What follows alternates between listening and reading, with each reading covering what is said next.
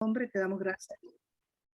Te damos gracias, Señor, porque tú eres un Dios bueno, maravilloso, misericordioso, un Dios santo, Padre, que te has dignado encontrarnos, Señor, en la persona de Jesucristo. Te damos gracias, Padre, porque cada día podemos ir creciendo en el conocimiento de ti y de nuestro Señor Jesucristo. Y gracias por tu Espíritu que nos enseña tu palabra y nos guía a toda verdad, Señor. Pedimos, Padre, que tú bendiga esta reunión con los hermanos, bendiga cada hermano, cada familia, cada esposa, cada esposo, cada niño, Señor, cada joven que se une, Señor, si hay algún joven, bendícele grandemente y permite que podamos aprender en esta noche. Bendice al pastor, en el nombre de Jesús, amén. Amén. Gracias, Lidia, gracias. Bueno, empecemos, por favor, con el capítulo 6 de Efesios, ¿no? Ya estamos en el capítulo 6 y vamos a entender mejor el 5, ¿no? Que anteriormente hemos estado nosotros estudiando. Hay luz en el capítulo 6. Hoy no lo voy a topar, pero Pablo no está en contra de la esclavitud, ¿no? Van a ver eso, que Pablo no está en contra de la esclavitud. Entonces eso va a resolver algunos problemas culturales, ¿no? A ver, hay alguien que me está interrumpiendo. Déjeme ver. No sé quién es. Ok, ya está. Basados en algunos pasajes bíblicos, los cristianos, después de la primera época primitiva, ¿no? Avalaron la esclavitud, aún en Estados Unidos, basados en pasajes bíblicos como estos, ¿no? Y bueno, se fueron a los extremos. Y hay que entender a Pablo, hay que entender su contexto cultural, ¿no? Y creo que es lo más loable lo que Pablo hace cuando habla de esclavos y habla de libres, ¿no? Bueno, ese es un tema que lo vamos a dejar para después, porque merece un apartado, ¿no? Sí, que tenemos que tomarlo con mucho cuidado. Pero vamos al 6. Dice así, fíjese lo que dice el 6. Hijos, obedezcan a sus padres. Hijos, obedezcan a sus padres porque ustedes pertenecen al Señor. Yo sé que muchos padres de familia gustamos de este pasaje bíblico, ¿no? Si uno le pregunta a un padre cómo quiere que sea su hijo, ellos van a decir, me gustaría que mi hijo sea obediente. Prácticamente esa palabra está en la lengua del padre, de la madre, ¿no? ¿A quién no le gustaría que su hijo sea obediente? ¿A quién no le gustaría que su hijo acate las órdenes? ¿A quién no le gustaría que su hijo obedezca las reglas de la casa, las reglas del hogar, las reglas en el colegio, ¿no? Porque en el colegio y la escuela también hay reglas de convivencia. Creo que aún a los padres que son malvados, ¿no? Quieren que su hijo no sea como ellos, ¿no? Entonces, por eso digo que está en la lengua de los padres. Y amarían este pasaje bíblico donde dice, pues, y dirían amén, ¿no? Obedezcan a sus padres. Qué lindo que Dios diga eso, ¿no? Obedezcan a sus padres. Pero con el pasaje bíblico que tendrían problemas es con el siguiente. Pues esto es correcto. Luego dice, honra a tu padre y a tu madre. Este es el primer mandamiento que contiene una promesa. Si honras a tu padre y a tu madre, te irá bien y tendrás una larga vida en la tierra. El siguiente pasaje, padres, no hagan enojar a sus hijos como la forma en que los tratan. Bueno, ahí quedamos un poco desencantados. Y de verdad, este pasaje bíblico está como que escondido, ¿no? Hijos o padres, no hagan enojar a sus hijos. Otra versión dice, no provoquéis a ira. Los hijos estarían de acuerdo con este pasaje bíblico.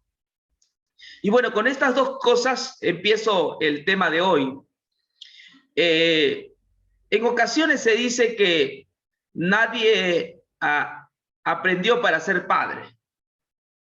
Que no tuvimos una escuela para ser padre. Pero eso no es tan cierto, más parece un mito o un pretexto. La Biblia tiene principios, no enseñanzas también para que seamos buenos padres. Seamos, como hemos visto la semana pasada, seamos buenos esposos. Dios nos ha revelado en su palabra la forma como hacerlo. ¿Comprende? Entonces no podemos decir que a nosotros no nos han enseñado. Está revelado en su palabra. Está revelado en la Biblia. Pero ¿qué es lo que pasa? Pasajes como esto, el pasaje final, no le tomamos mucha importancia, porque nosotros queremos que nuestros hijos no sean obedientes, ¿no? Ahí amamos ese pasaje bíblico que está en el mandamiento, ¿no? Honra a tu padre y a tu madre. Yo cuántas veces no he escuchado ese pasaje. Es bíblico, ¿ok? Honra a tu padre y a tu madre. A mí me lo han enseñado desde pequeño, ¿no? Pero lo que no me enseñaron de pequeño es el siguiente pasaje. Padres, no provoquéis a ira a vuestros hijos. Ese pasaje bíblico no me enseñaron. Lo desconocía.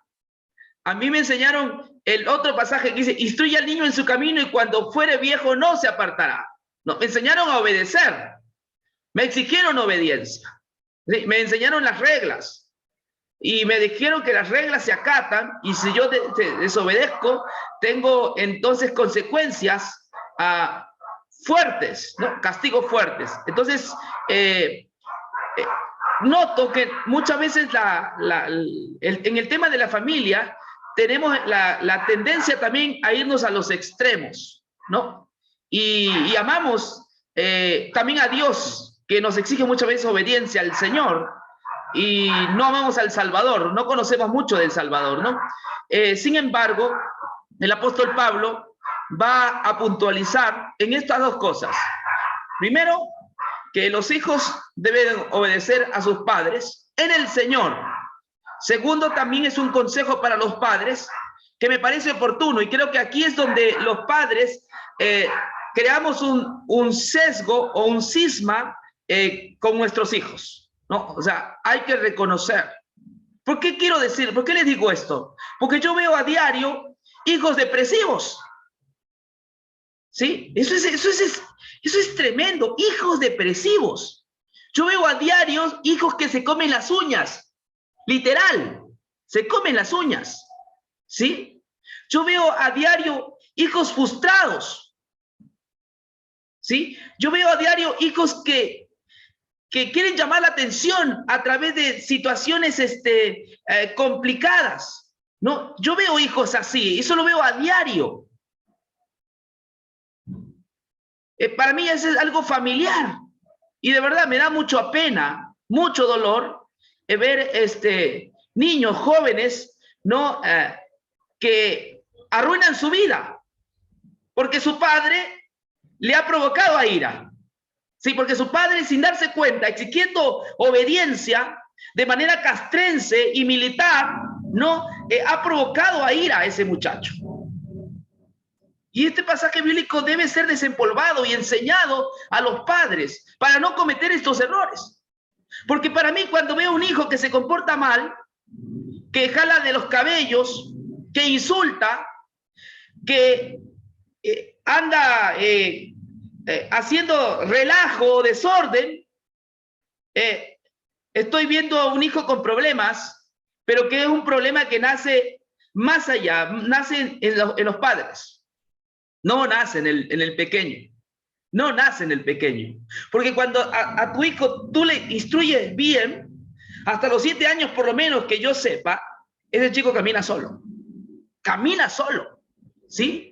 Sabe lo que es disciplina, sabe lo que tiene que hacer. Pero ¿qué pasa con los padres latinos, sobre todo los latinos? Queremos arreglar a nuestros hijos cuando tienen 13, 14, 15 años. Y ya es demasiado tarde. Él ya se nos reveló. Sí, ya se nos reveló. Ahí buscan, reciben un psicólogo, un terapeuta, cuando ya es demasiado tarde. ¿Y por qué? Porque nos hemos acostumbrado a exigirle obediencia. Y no está mal, la palabra de Dios dice así. Pero la palabra de Dios también nos dice algunas cosas interesantes, y voy a seguir leyendo. Padres, no hagan enojar a sus hijos con la forma en que los tratan, más bien críenlos con la disciplina e instrucción que proviene del Señor. Y está ahí la clave, ahí está la clave, hermanos. Está diciendo de qué forma hacerlo el Señor. Y usa la palabra con disciplina. Pero muchos de nosotros entendemos mal la palabra disciplina. ¿Sí? Porque en la época medieval, la palabra disciplina, déjame decirle, fue tomada de una manera punitiva. ¿Sí? Fue la época medieval que la disciplina tenía que ver con castigo, ¿no? Con un castigo físico, con un látigo, ¿me comprende? Y hay otro tipo también de castigos que también se hace sobre los pequeños, ¿no? Entonces, vamos de a poco engendrando en nuestro hijo, ¿no? Rencor, resentimiento. Y vamos con el tema. Padres, no provoquen a ira a vuestros hijos. Y vamos a ver de qué manera nosotros podemos provocar a ira a nuestros hijos. Voy a dejar a un lado la palabra obediencia, porque esa la conocemos de sobra. Sabemos lo que es la obediencia. Honra a tu padre y a tu madre. La conocemos de sobra. Desde pequeños nos enseñaron obediencia. En la escuela también nos enseñaron obediencia, ¿no? La letra entra con sangre, ¿no? Así es que esa la conozco muy bien. Pero lo que no he conocido es la otra parte. ¿Y cómo provocamos a ir a nuestros hijos? Hay algunas maneras. La primera es cuando papá y mamá discuten, ¿no? Cuando papá y mamá, aunque no se den cuenta y están discutiendo, y la cosa se vuelve acalorada, ¿sí? El chico cuando es pequeño no dice nada, pero se va sembrando en él ese tipo de discusión. Ya cuando tenga un poco 7, 8 años, ese hijo va a estar enojado. Por supuesto, porque papá y mamá están constantemente discutiendo. Entonces, queridos, en el hogar debe haber fronteras, deben haber límites, ¿no? En las fronteras de la parte de pareja, esa es una frontera, es sagrada. Esa frontera no se puede traspasar. Pero cuando nosotros permitimos que esas fronteras se abran, entonces van a venir problemas terribles, ¿no? Y no me refiero justamente a los problemas de pareja. Para mí, generalmente, el problema de un niño o de un joven es un problema de pareja. Cuando papá y mamá no se llevan bien y están en un distanciamiento, están en un tire y afloje, en dimes y diretes, tire y afloje, dimes y diretes, eso de ahí pone mal al muchacho tarde o temprano. Quizás no diga nada, pero eso se va a ir formando en él y vamos a encontrar hijos depresivos. Yo he visto también chicos que se autolesionan. Otros no se autolesionan, pero se ponen algunas marcas en la cara. Y sí sabe por qué lo hacen eso. Yo conocí a un psicólogo no hace mucho, de unos 27 años, psicólogo profesional él, y él tenía la cara de puros tatuajes, horrible, o sea, era espantoso. Pero cuando hablaba con él, era un profesional. Sí, yo estaba hablando con él y estaba hablando con un profesional, pero tenía tatuajes por todo lado, aretes, ¿no? O sea, el cabello medio raro, ¿no? Escuanjeringado él, ¿no? Y entonces nos pusimos a charlar y lo primero que le dije, ¿y te gustan los tatuajes que tienes? Él me dijo que sí. Y así la gente te va a decir, los chicos te van a decir así. Pero cuando uno va hablando un poco más, va hablando más y él va sacando, ¿no? Entonces le digo, ¿y desde qué momento te comenzaste a poner tatuajes? ¿Sí? ¿Desde qué momento? ¿Qué edad tenías? ¿Cuándo te pusiste tus primeros tatuajes? Y él me dijo cuando tenía 14 años, más o menos.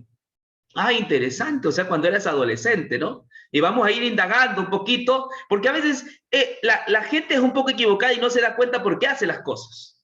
¿Sí? O no quiere decirlo, tiene guardado. Entonces la tarea de uno es ir escarbando. Ok, cuando tenías 14 años. Le dije, dime, ¿cuál es el tatuaje que te pusiste cuando tenías 14 años? Y me enseñó, ¿no? Una cosa media rara, ¿no? Y digo, pero bueno, es arte, ¿no? Según llaman arte, pero es medio raro esta imagen, ¿no? Y entonces él recordó que eso lo hizo porque estaba enojado con su papá, ¿sí? Cuanto más enojo, se hacía otro tatuaje. Cuanto más enojo, otro tatuaje. Es que no le gustaba, sino que era como decir, yo soy libre. Tú no vas a, papá, tú no me vas a seguir imponiendo como lo haces.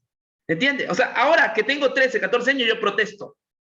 Protesto y protesto. Y entonces te voy a demostrar, a través de lo que no te gusta, te voy a dar duro. Te voy a golpear y te voy a golpear donde más te duele. Sí, porque provocamos a ir a nuestros hijos, no nos damos cuenta. Yo conocí a otro muchacho ya de 40 años, hace más o menos unos 20 años, me fui a cortar el cabello, y por casualidad, ¿no? Y él era un homosexual. No, yo pensé que era una mujer, bueno, un homosexual, entré y comenzó pues él a cortarme. Y comenzó el diálogo, ¿no? Un diálogo largo con él. Y le digo, y bueno, ¿y cómo así tu tendencia, ¿no? ¿Cómo es que llegaste a esto? Y el muchacho me dijo la verdad. Su papá era un pastor bautista. Su papá era un pastor. ¿Cómo así? Me sorprendió un pastor bautista y el chico homosexual. Era muy estricto, muy rígido, muy castrense.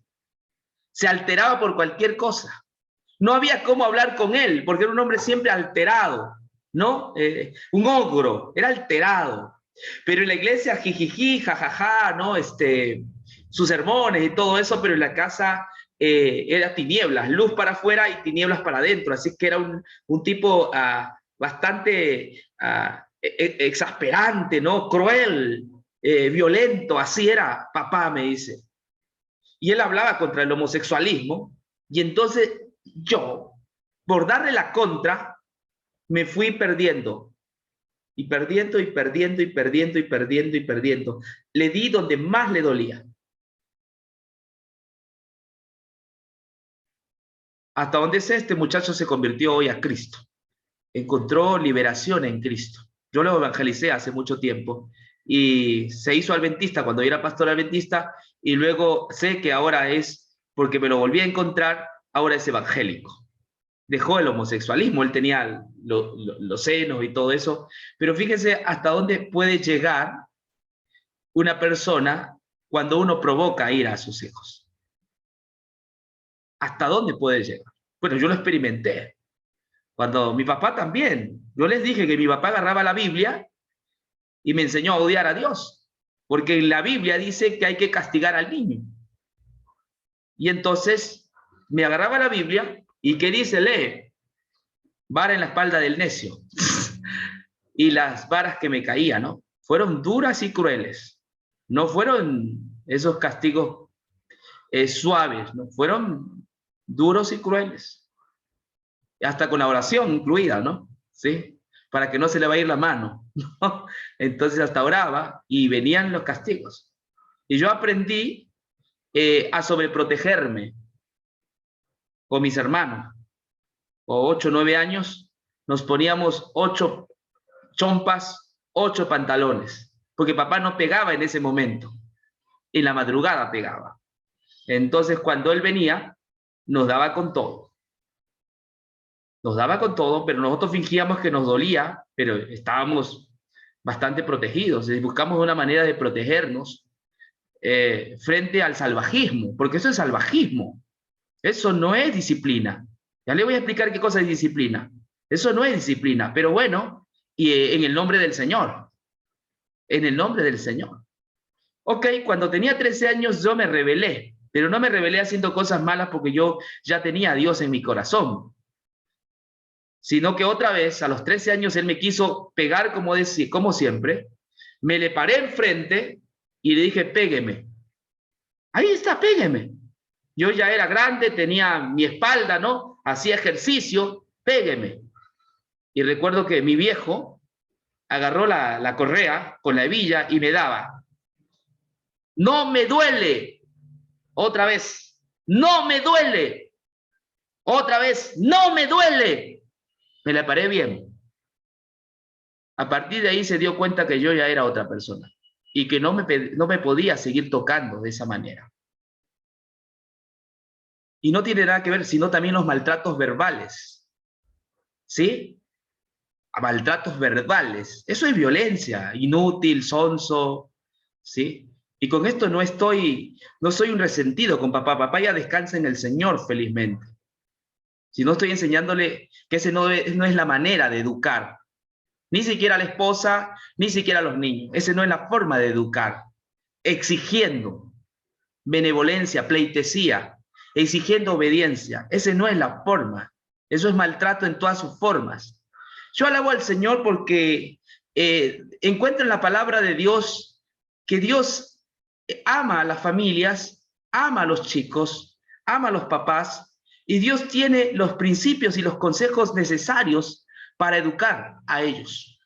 ¿Entienden? Tiene los consejos importantes. Entonces, hemos visto la primera, es cuando papá y mamá se pelean, eso va a provocar a ira. ¿Por qué? Porque una vez que papá y mamá se pelean, luego en psicología se llama una triangulación. Uno de los cónyuges va a hacer una triangulación con el hijo, ¿sí? Es una especie de alianza contra el otro, ¿sí? Ese es el segundo paso. Es una triangulación. Es decir, tu papá es un inútil. Tu papá no se preocupa por nosotros. Tu papá no nos ama. ¿Me entiendes? Tu papá sí, tu papá asá. ¿Entiendes? Tu papá es así, asá, así. Y entonces va creando ira en ese chico. ¿Sí me entiende? Va provocando y va dañando su mente. ¿Me comprende? Cuando le dice esas cosas al chico, va dañando su mente. Y acá está la palabra de Dios. No provoquéis a ira a vuestros hijos. Es una manera de provocar a ira. La segunda que también le menciono es a través de descargarnos todo nuestro encono sobre él. ¿Ustedes saben la historia del que escribió El Patito Feo? ¿Sí saben quién la escribió? Fue un danés. Y usted sabe que a través de esa historia del Patito Feo, el danés describió su historia. Sí, él era el Patito Feo. Le voy a contar rápidamente. Dice que esta era una mamá pata, ¿no? Que ponía huevos bien bonitos, ¿no? Siempre, y las demás patas, les gustaba ver cómo ponía los huevos bien bonitos, y un día de esos, ¿no? Ella puso 6 huevos, más uno, y el otro era extraño, era más grueso, más grande, cafezoso, medio cafezoso, ¿no? Extraño. Los demás huevitos eran bonitos y todo eso, pero el otro era cafezoso, extraño. Y las patas dijeron, qué raro. Así que bueno, vamos a ver hasta qué momento revientan, ¿no? Reventaron 6 y el cafezoso, el grande, todavía no reventaba. Entonces preocupadas, pero señora Pata, ¿y qué pasa con el otro huevo? ¿Por qué no revienta? No, tranquila, la estoy abrigando. Y en esos días extraños, revienta ese huevote, ¿no? Revienta y sale un pato cafezoso, ¿no? Tenía el cuello largo, ¿sí? Medio que inclinado. Y entonces la pata, cuando la vio, la discriminó, ¿no? Un poco que como que la excluyó, ¿no? Él quería abrigarse bajo sus alas y ella lo arrimaba. Solo estaba con los 6. Él trataba de buscar refugio y ella lo excluía. Y la gente también decía, mira, la mamá pata ha tenido un pato medio extraño y raro. Ese es el famoso patito feo, ¿no? No encontró cariño, no encontró amor, ¿sí? No encontró afecto, sino que encontró eso, desprecio, y así. Hasta que cuando fue creciendo, nos cuenta este cuento, ¿no? Valga la redundancia, de que él decidió irse de casa. Dijo, acá no me siento bien. Y pues se escapó. Y en esa aventura, ¿no? Tuvo que enfrentar a los cazadores, ¿no? Fue escapando hasta que una anciana, hermosa y bella, amable, lo toma entre sus brazos y lo acaricia, y por fin, ¿no? Ella encuentra a alguien que lo acaricia, no se sentía bien. La anciana era dulce y amorosa, pero lo que no sabía, que ella estaba hirviendo el agua, ¿no? Mientras hervía el agua, el pato se dio cuenta que se lo quería cocinar. Entonces él, otra vez con miedo y temor, hizo la manera, vio un hueco, se escapó y la anciana trató de corretearlo y ya no pudo. Así que allí en la calle, otra vez frente a los cazadores que trataban de cazarlo para comérselo. Hasta que la historia cuenta que fue a un lago bien hermoso, donde habían aves altas, esbeltas y bellas, ¿no? Y qué bellas que son esas aves, qué hermosas, ¿no? Y esas aves se acercan y le dicen, qué hermosa ave también eres tú, ¿no te has visto? Eres una hermosa ave. No, yo no soy, yo soy el patito feo. Yo soy así, asaz. Mi vida es terrible. Y dice que le dijeron que se mire en el estanque y cuando ella se dio cuenta que era un ganso hermoso y bello. Y colorín colorado, este cuento se ha acabado. No, la vida de este danés no se quedó ahí. A los 8 años él sufrió maltrato psicológico y físico. A los 13 años como tal, Patito Feo se escapó de la casa.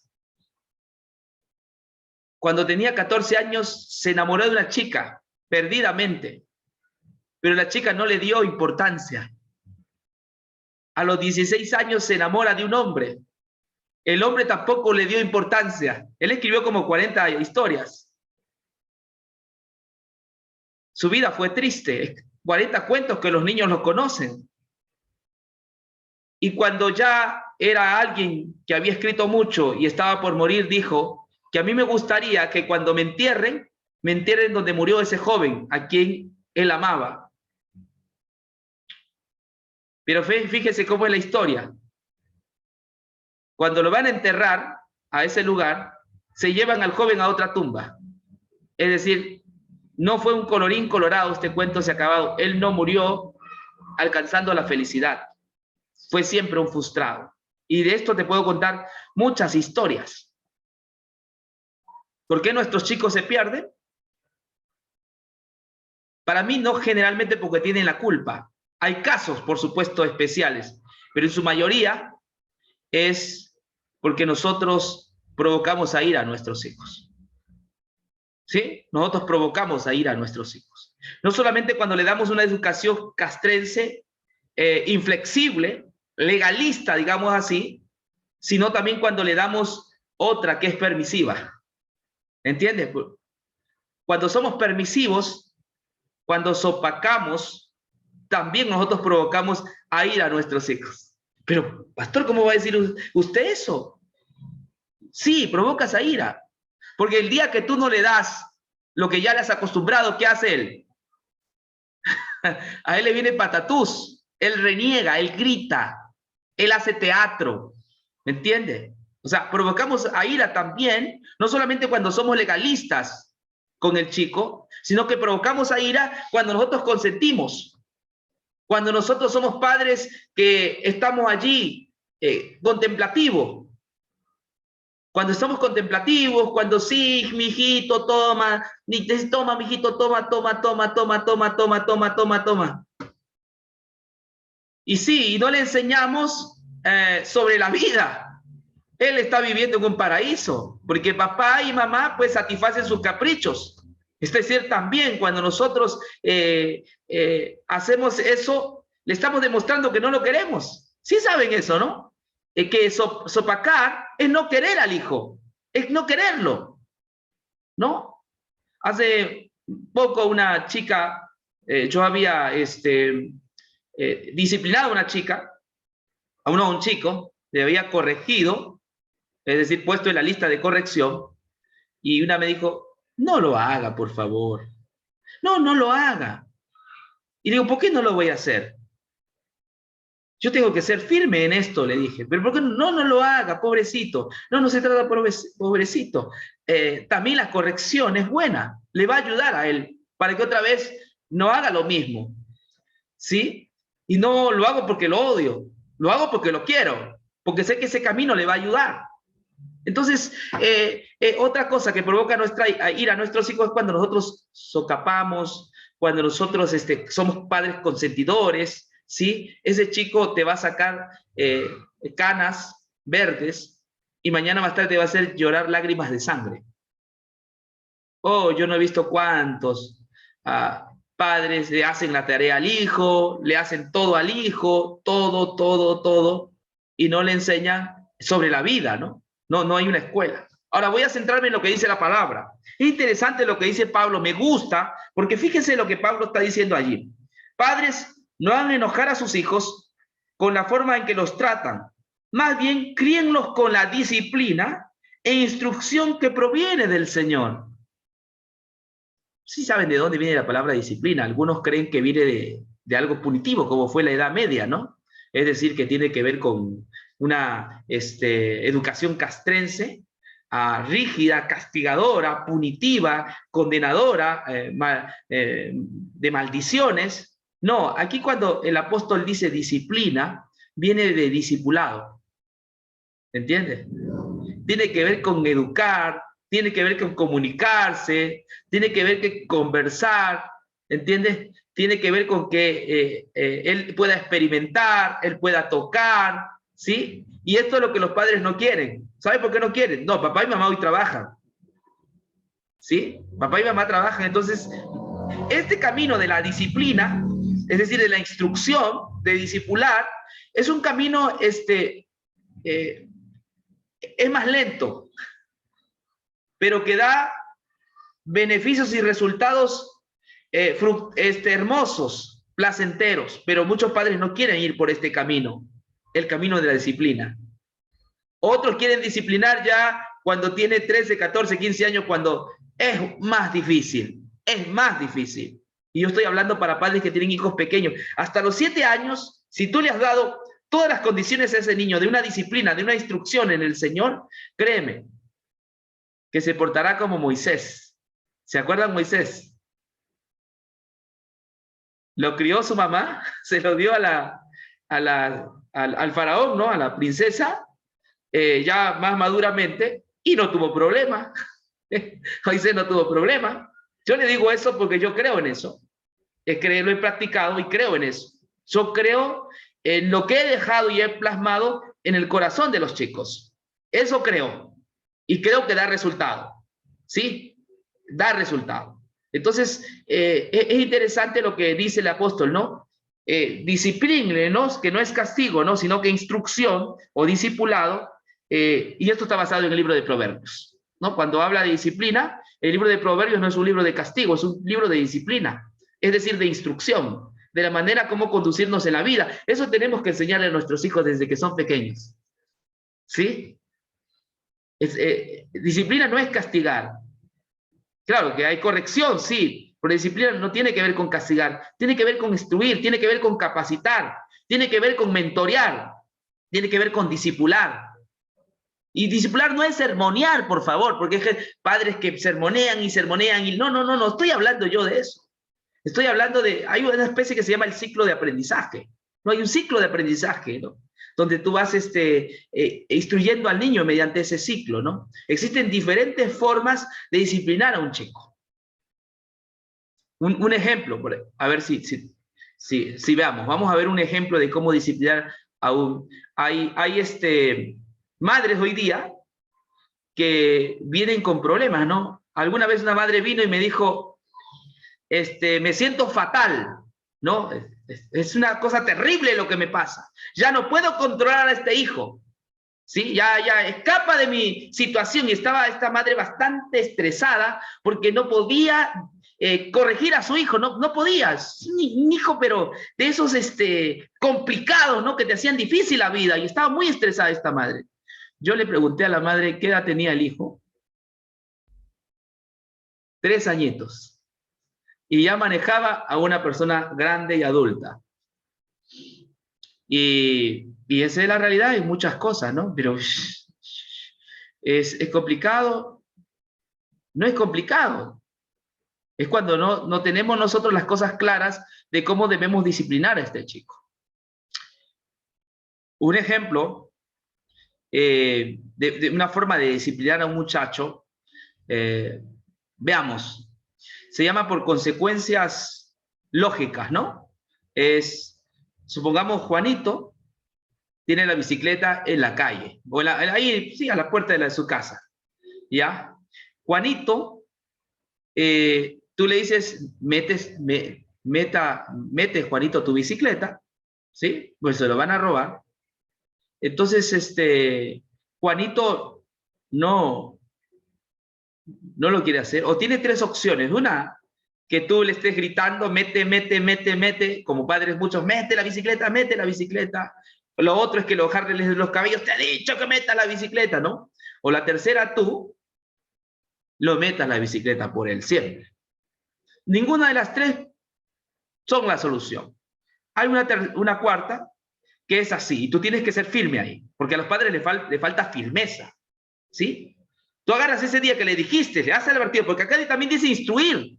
Yo no puedo castigar a alguien, corregir a alguien, si primero no le he instruido. Ojo, hay que instruirlo. Tú le has instruido, le has dicho que es necesario que meta su bicicleta, él no lo ha hecho, ¿ok? No le dio la gana de hacerlo, porque así pasa con algunos hijos que nos vienen muy bravos. Entonces, tranquilo, no te hagas problemas. Tú agarras ese día la bicicleta y la pones arriba, porque ahora son pilas los niños, ¿no? Le pones un lado arriba y le pones candado también, porque son pilas. ¿Qué va a pasar? Automáticamente al día siguiente el niño va a ver su bicicleta ahí y le va a dar la gana de usarla. Papá, mi bicicleta. Bájala, papá. Sí, bájala. Y va a hacer teatro otra vez, ¿no? Ahí, bájala, por favor, bájala. Te he dicho, tienes que ser firme. Él tiene que recibir las consecuencias. Y no lo estás castigando con correa, estás usando su cerebro. Hablas con Juanito. Juanito, ¿qué te dije ayer a las 6 de la tarde? Conversas con él. Él tiene que usar su cerebelo, tiene que usar el cerebro. Ah, papá, me dijiste que meta la bicicleta. Ah, muy bien. ¿Y lo metiste? No, papá. Ok. Pero, papá, mi bicicleta. No, hijito. Tiene sus consecuencias. No lo vas a usar, la bicicleta, por una semana. ¿Ok? ¿Está bien? ¿Me mira los ojos? ¿Bien? ¿Está bien? Ok, listo. Cuando pase lo mismo, una próxima vez ya no lo va a hacer. Porque los niños saben usar el cerebro. Sencillo. No se amargue la vida, sencillo. Y ellos aprenden a obedecer. En de estar diciendo inútil, vago, insultos verbales, maltrato. No, es sencillo. Está claro aquí. Disciplina, instruye. Disciplina, instruye al niño. No le muestres que lo odias. Tampoco le digas, ¿qué será de ti? ¿Me entiendes? Hay padres que, ¿qué será de ti? ¿Qué será de tu vida? Yo me preocupo por tu vida. Mañana más tarde quizás seas un vago. ¿Qué será? No le digas eso. Tú lo estás traumatizando. Y vago será, porque tú mismo le has metido esa idea. No le digas eso, por favor. Así no se hacen las cosas. Hay que hacerle amar la educación, ¿no? Porque hay gente, no, yo no quiero, porque quiero que estudies y que estés lo mejor, entonces le meto la educación por los ojos, por la oreja, obligatoriamente, no. Él tiene que amar la educación. ¿Sí entiende? Y me gusta la educación de los países nórdicos, sí saben, ¿no? Que son los primeros que están en educación. Ellos educan jugando. Y hoy está de moda, educando jugando. Yo a mis chicos, recuerdo, les cantaba una canción cuando estaba desordenado todo, la casa y todo, les decía así, yo les decía, déjame recordar, yo decía, aguardar, todo mundo aguardar, rapidito, aguardar, y los chicos se movían y comenzaban a guardar sus juguetes donde debe ser, la ropa en el cesto. Sencillo, sencillo, yo creo en ellos, yo creo que ellos van a llegar arriba, yo creo que ellos van a ser buenos hombres. ¿Por qué? Porque les enseñé lo que tenía que enseñarles. ¿Me entienden? Es así de sencillo. Yo soy un caso excepcional porque recibí mucho castigo, pero usted dirá, ¿por qué yo no me he metido, yo no vengo de una vida liberal, inmoral, adicciones. Mi vida es una vida que está en los libros, es una vida que se basa en amar a la otra persona, en querer a la gente, a los niños, en desearle lo mejor a todo mundo y en siempre estar queriendo hacer cosas buenas, ¿no? Entonces, y eso se lo debo al Evangelio. ¿Entiendes? Eso se lo debo al Evangelio. Yo aprendí de Jesús, de mi Salvador. El Evangelio, ¿no? El Evangelio fue la libertad cuando yo tenía 15 años. A mí me llegó el Evangelio a los 15 años. Supe que el Señor me había salvado. Porque yo conocía a un Dios castrense, autoritario, que llegué a odiar. Pero a los 15 años conocí la justificación por la fe y me di cuenta que el Dios de la Biblia no es ese Dios que papá me pintó, que la iglesia donde asistía me pintó, que es un Dios amoroso, que es un Dios que quiere todo lo mejor para mí, que envió a su Hijo muy amado para entregarlo por mis pecados y encontrar en él el refugio, la salvación, el perdón de pecados y sobre todo el descanso. Y desde ese momento yo descanso en el Señor Jesús. No vayan a pensar que lo mío es porque yo recibí una buena educación. Yo no recibí una buena educación. No creo que haya recibido una educación. Esa no es una buena educación. Pero yo encontré educación en el Evangelio. Cuando entendí lo que Cristo había hecho por mí en su vida y en su muerte, entonces entendí a Dios y dejé el ateísmo, porque de alguna manera era ateo, ¿no? Y pues tengo mi confianza en ese Dios que cada día hace salir su sol y su lluvia para malos y buenos. Y cada día que pasa me deleito en Él, me gozo en su palabra, me gozo en su evangelio, me gozo en su virtud, me gozo en sus méritos. Ese es el Dios que he encontrado en su palabra, es el Dios del evangelio. Y ese Dios del evangelio también quiere que tengamos familias estables, que podamos educar bien a nuestros hijos, que en esta tierra nos vaya bien. Sí, ese Dios ya nos ha dado el cielo, nos ha dado la salvación, pero también aparte del evangelio, que es lo fundamental, Él también está preocupado por nuestro día a día. ¿Sí? Entonces, en este sentido, están pasajes como esto. La semana pasada también hablamos del hogar y nos dimos cuenta que el Señor pone al hombre y a la mujer como personas y no cosas, como individuos, y que deben ser una sola carne. Y cuando no es una sola carne, entonces vienen los problemas matrimoniales. ¿Sí me entiende? De verdad, cuando no es una sola carne, vienen los problemas matrimoniales. Y hay matrimonios que realmente no viven como una sola carne, sino como perros y gatos.